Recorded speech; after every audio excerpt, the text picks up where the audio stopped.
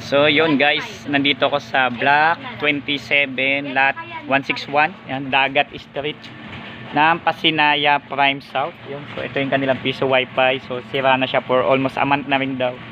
So ang naging sira niya is yung kanyang memory card corrupted. So buti na kaya ng linis-linis lang.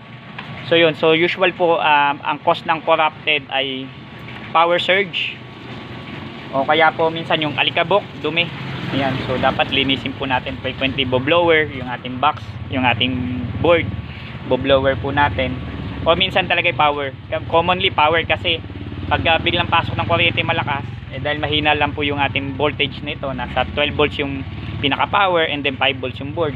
Possibly nasa short po niya, no? O nagkakaproblema yung ating memory card o SD card. So sana po ay lagyan natin siya ng mga ABR o any surge protection device para sa mga biglaang current ng kuryente. Yan. So okay na po siya.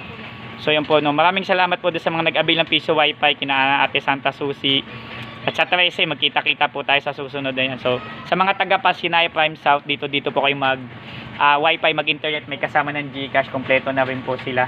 So dito po sa block 27 lot 161. Maraming salamat po. Yan po. Kahit hindi po piso wifi ginagawa po na. PC mo gawa mo, don't forget to subscribe.